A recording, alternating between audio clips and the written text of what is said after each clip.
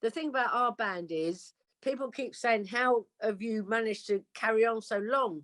And I always say, well, it's a mixture of stupidity and stubbornness.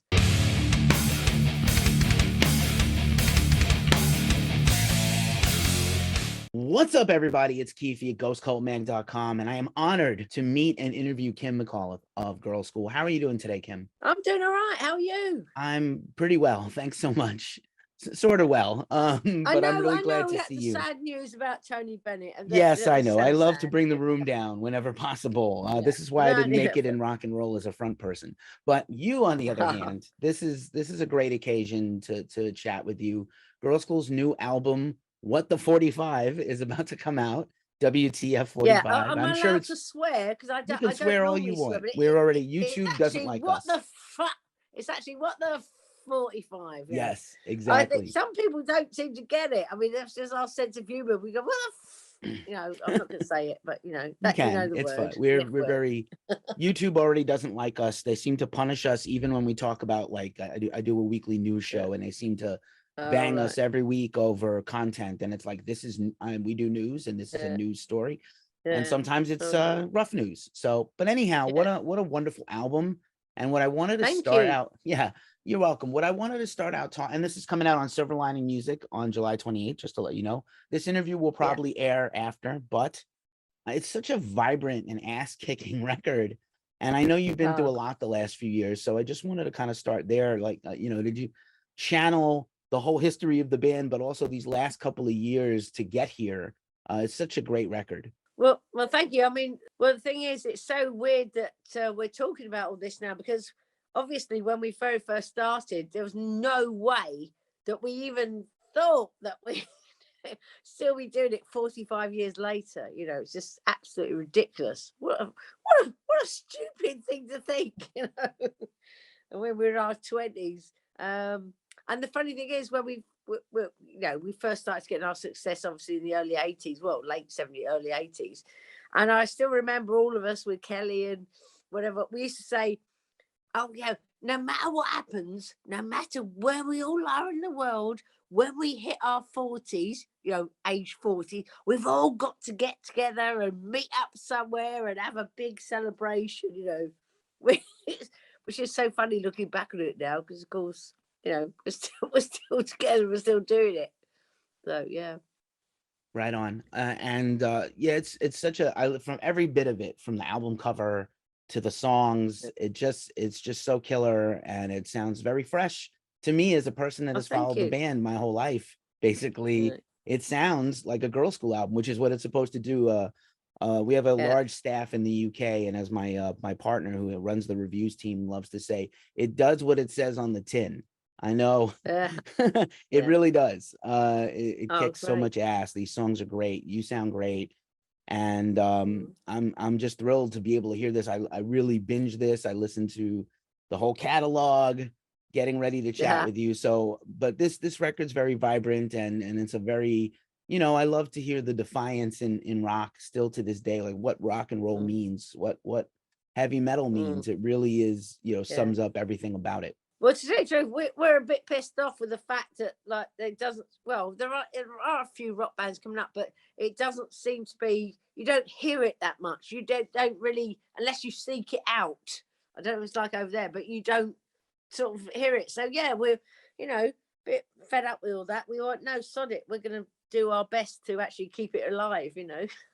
Right on. I feel like despite the changes in the music business over the years, it's hard for an artist not to compromise a little over time, but it does seem, like I said, that the career of Girlschool has been overwhelmingly consistent in the face of whatever changes, streaming, the business, the rotten business of the music business, not art, not creativity, not rock and roll, not middle fingers, not sold out shows, but compromise is part of being a professional in any business. So I like the fact that, it's just kind of like, we're still here. Couldn't get rid of us. Yeah, exactly. That's what we were saying. I mean, I don't know. The thing about our band is people keep saying, how have you managed to carry on so long? And I always say, well, it's a mixture of stupidity and stubbornness, So, I mean, which There's a bit of each in there. Either we're too stupid to give up or we're too stubborn. But no, we're not giving up, and we're still, as long as we're still enjoying it as well. I mean, we still have gone to places that after 45 years we've never been to before, you know, even after all that time. So why would you want to give up, you know? And we have such a laugh, and you know, it's brilliant. So yeah, I meet so many brilliant people. That's another thing. You go to all these different, like we just went recently to Karuna, which is absolutely, we've played Sweden's many times, but never been so far up that we were actually in the Sky Bar where it's all glass, and we were watching the midnight sun, having a beer, watching the midnight sun. Everybody likes, I mean, stuff like that, you know. I get paid to do that. It's like, why would I give that up? Nice. I am so glad that you get to travel the world and do what you love and still Yeah. experience new things. I know a lot of Yeah. people get jaded after a while and it's not fun Yeah. anymore, which is fair. And there's a lot of Yeah. people who give up or quit, or they just, hey, I can't do this anymore. But I'm Yeah. really glad that you're still getting gratification from this Yeah. many Yeah. years later. And just so, you know, in terms of the approach of this record, like obviously you can't help but sound like yourself. You're going to sound Yeah. like you, whatever you sing. But, Yeah. you know, it just seems like this record was done in such a great throwback spirit. You know, again, 45 years in the business, 45 years of making music and albums, and Yeah. especially the heyday of the band. I know a lot of people here, you know, mythologize the new wave of British heavy metal. It wasn't that popular like it is now. Right now, Yeah. we have the respect and the appreciation, and obviously, you know, Iron Maiden, Judas Priest, Motörhead, the Yeah. Holy Trinity for me. But it wasn't that popular worldwide until later. But you were Yeah. living it. You were in the middle of it. Yeah, but we didn't know we were. That's Right. the thing. Nobody. We didn't know we were. We were just playing, you know? And then it was only a couple of years later that we suddenly we heard we're part of this new wave of British heavy metal. We said, "Hey, what?" You know. I mean, we didn't make it up. You know, I think it was a journalist made it up. And I've talked to a few bands like Sid's, and they go, okay, well, that's fine. Okay, fine. You know, we'd love to be part of that, but we didn't think ourselves as part of anything at the time. We were just all playing what we wanted, and just thought that's what we were doing. Just young bands coming up playing rock and roll, or heavy metal rock and roll, in fact, you know. But yeah, and then suddenly we all get lumped into this new wave of British heavy metal, blah blah blah, whatever. It was like, oh, okay, all right then.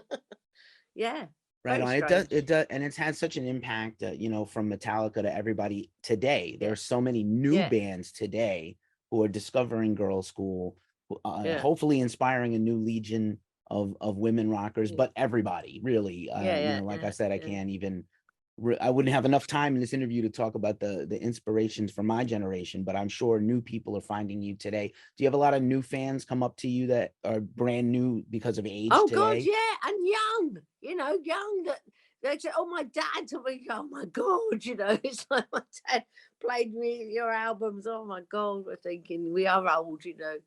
But it's lovely. It's actually lovely to see. And loads more women getting up and doing. To tell you the truth, when we first started to have our success in the early 80s, I mean, the big success, we were expecting loads of females to come out, loads of, but it just didn't happen. We don't know what happened. You know, we were going, oh, this is very odd. It's only been in the last 10, 20 years, really, that women have sort of like, you know, sort of done it, you know, come out again. So, and we do have, you know, when we do gigs, we do have women come back going, oh yeah, I started playing because of you, blah blah blah. But it's like, you know, it's been like after 20 years or so, it's been really strange, you know. It didn't happen quick. It took a long time. Right on. And just for you as a young person, what was the thing, the person, the event that made you want to play music? Well, basically, what happened was my cousin next door was a couple of years older than me, and we were both only children. Mum and dad, his dad and my mum were brother and sister, whatever. So we were like, we grew up as brother and sister, really. You know, the best thing was, of course, we didn't have to like share a house, so we could like bloody, you know, he could bugger off every night. Used to drive me nuts. But anyway, apart from all that, he got a guitar for Christmas or something. So I think he was 17 and I was 15. And always remember my mum said, don't you, or my mum and dad said, don't you get any ideas, you know. And then, of course, within like, I don't know, it wasn't even a year, I'd got off Lee, I'd got his guitar off him, and when he went and got a better one, you know. I still remember it, a Rapier 33, little red thing it was, yeah. So that's how it started, really, yeah. Nice. And was there ever, you know, an early inspiration for you, a woman vocalist of any genre that really made you think like, oh, I want to do this? It's Susie Quattro, of course. Yeah, of Seen her course. on Top of the Pops doing Can the Can, yeah. Met her many times since, you know, and but yeah, of course she was, yeah, definitely. And And she's still doing it. Unbelievable. yes, She had I a record know. out a couple of years ago. She still Me and tours. Jackie, the guitarist, we gave her an award like a few years back now as a Vive Rock like award thing for like being outstanding. Whatever. So that was quite fun. Yeah. Right on. Let's delve a little bit into the album. We'll do a little track by track. Whatever impressions you want to share with us, we would appreciate. I'll read off the song, and whatever you feel like sharing would be fine by us. We'd be thrilled. So, of course, the album kicks off with "It Is What It Is," a very common cliche these days when you don't know what to make of the world, right? Yeah. So I'm surprised that somebody hadn't written a song about that before, you know, because it's such a, you know, everybody says it, and of course it's been in my head so many times, and you know, and that's with us as well, because you always think, well, things happen, don't they? Good, bad things, whatever. And what can you do? You just got to deal with it. So it is what it is. What you can do about it. Simple as that, really. Nice. Cold Dark Heart is the next track on the record. Oh, is it? Oh, blimey. I don't even know, because we changed it around so much till the end. Oh, is that the second one? Right, okay. I'm glad you're telling me this. I might have to go and have a look at the cover. Yeah, Cold Dark Heart. Yeah, I love that track. It was basically when Kelly, I'm calling Kelly. Sorry, Jackie. Kelly's in my brain now. When Jackie and I used to meet up every every Tuesday and Thursday, I think it was, on Zoom, you know, to write over Zoom, believe it or not, which I can't, because obviously we used to do the old days thing. But anyway, she came up with this riff, and I went, oh, that sounds amazing, you know, and then really heavy, because we wanted one really heavy, a real heavy one. Of course, she's into Rammstein and all this sort of stuff. So anyway, and then she started playing it to me, and then I had Cold Dark Heart in my head, and so I started to sing Cold Dark Heart, and we sort of just wrote it over, you know, over that, and then of course it was like the lyrics were about, we wanted it really dark, you know, obviously, and they were about, you know, the Countess Bathory, who used to bathe in blood of virgins to make herself young, and all the rest of it. So that's where that came from. Yeah. Good track and super catchy. I love how catchy that track is. It's probably one of my favorites. You. Bump in the Night is the third track, according to my screen here. Yeah, right. Yeah, I don't know. I haven't got it in front of me, but yeah, okay. I'll take your word. That was just a bit of fun again. Just had fun with all the sound effects, and yeah, it's just a bit of fun about, you know, being scared, and you know, that's it really. Just a bit of fun. Awesome. I love the throwback of the next track is Barmy Army, of course, right? Oh yeah. Jackie wrote that with a guy called Tracy Lips, and that was literally you know, a thank you to our fans that have been with us since day one. And it's brilliant, the lyrics that Jackie wrote, because they really did used to sleep in phone boxes and stuff like that, and I mean, it was all nuts, you know, really nuts. So yeah, definitely that's a tribute to them. And of course, they still come to our gigs and start singing it all. And so, yeah, love it. Love them. Indeed. That's great to honor them back after all these years with Yeah, a song. exactly. It's amazing. Yeah. Invisible Killer is the fifth track on the record. Oh, is it? Sorry. Just yeah, okay. Well, I must admit, I really didn't want anything to do with COVID on the album. And, you know, had enough of it. But Tracy wanted to write this song, and it's her first time writing with the band, and you know, and she made it so that it could be like a bit, you know, it could be about other things as well, you know, and she actually sang on that one as well. So that was all sort of, yeah, it was good and a bit of something different to do. But yeah, I mean, it's good, you know. But yeah, I mean, that's the only one we're only having one about bloody COVID. But as I said, we only let it go on because it could be about other things too. So yeah, but I'm sick of that. Actually sick of it. We So, all are. We all have a yeah, collective exactly. global As we all hangover. are. As we all are. Yeah. We wish it never happened, but here we are. Yeah, exactly. Believing in You is the next track on the record. Oh, right. Is it? Okay. Yeah. Well, that's a great one. That's I love that song. And that's the song that Jackie and I wrote with Philippa from Thunder Mother. And who are a brilliant band, a brilliant younger female band from Sweden again. God, there's so many females comes from Sweden. I don't know what it is in their water there, but they have incredible female musicians in Sweden.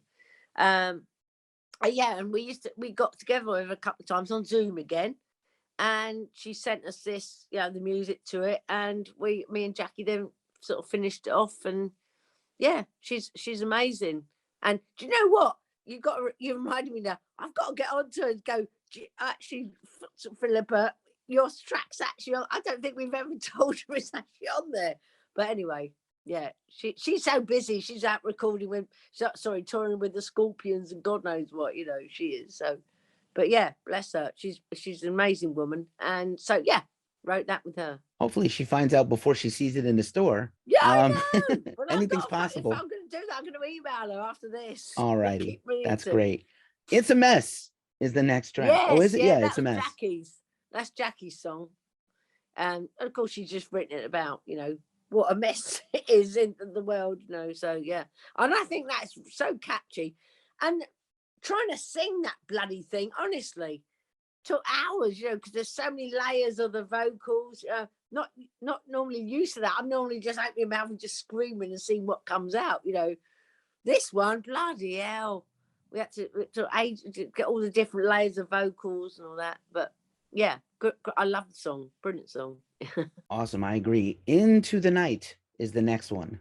That was a song that I actually wrote with an old mate of mine called Nick Lashley, who was Alanis's guitarist, and amongst many others. I mean, incredible guitarist, and I've known him for like a long time. He's now living in America, and yeah, we actually had this song for a while, and I've always wanted to do something with it, and I put it to the rest of the band, and they all loved it, and so we did it. Nice work.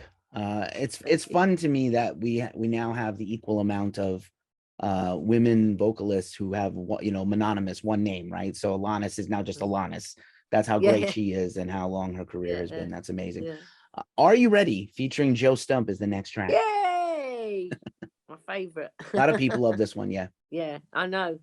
Well, it's great fun. Obviously, we've known Joe now for a couple of years, toured with him. I mean, he's phenomenal in both playing and as a person.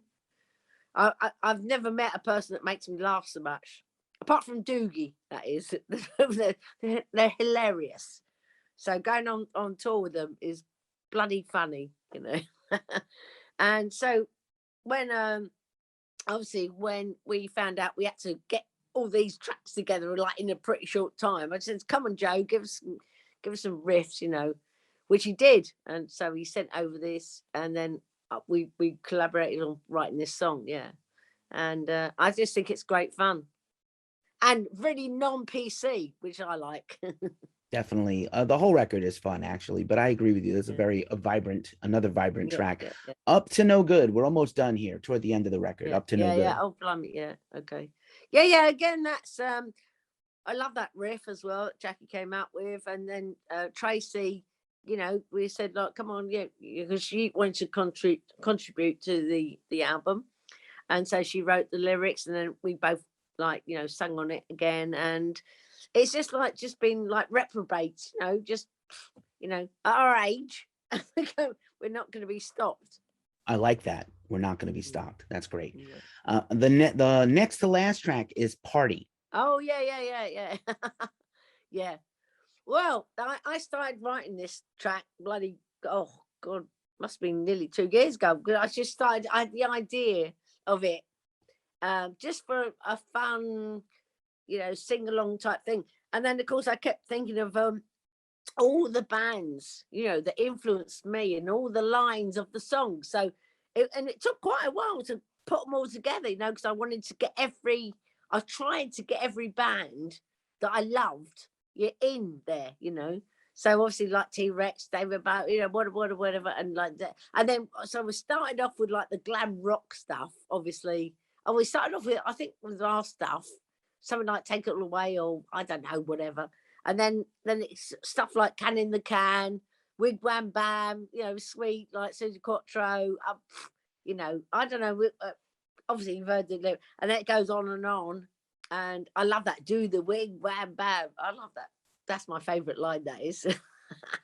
And of course it goes on then till the rock, when we have Rainbow Dart, and then Strangers in the Night, Saxon, Bomber, and then whatever. Anyway, we and literally I helped, the girls helped me. We all sat around and we literally had to piece all these lines together to make them fit together, you know, as a song.